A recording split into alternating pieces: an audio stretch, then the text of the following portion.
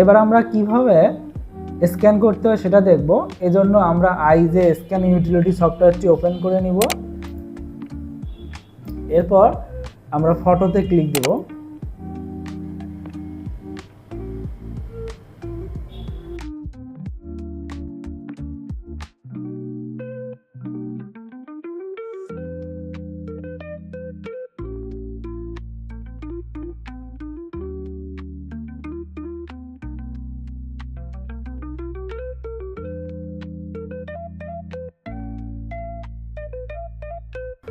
তাহলে স্ক্যান হয়ে গেল, দেখছেন?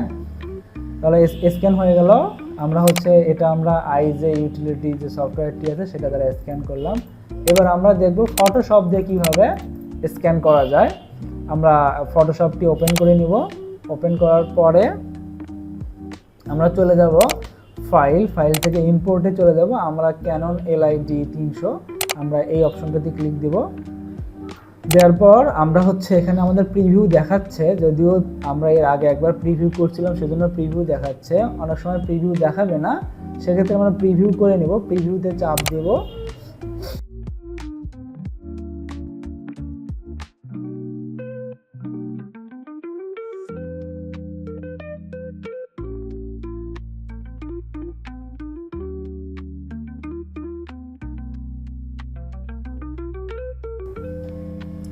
এটা চলে আসছে প্রিভিউ করার পর। এখন আমি এখানে বক্স আঁকাবো যে আমি কতটুকু জায়গা চাই, তাই না? চলে আসছে। এখন আমি এখানে স্ক্যানে ক্লিক দিলেই আমার এটা এখন স্ক্যান হওয়া শুরু করবে।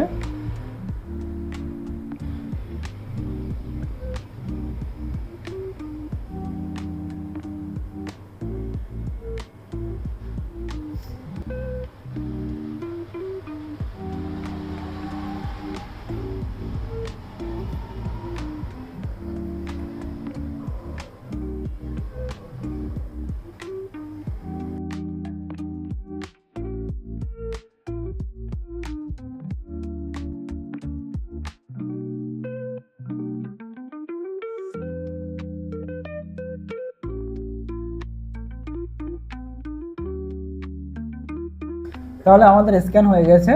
আমরা এটাকে সেভ করে দেব। ফাইল থেকে সেভ অ্যাজ দিয়ে আমরা একটা নাম দিতে পারি। আমরা ডকুমেন্ট নাম দিচ্ছি। আমি ডেস্কটপে নিব এবং আমি এখানে সেভ করে দেব, ওকে করে দেব।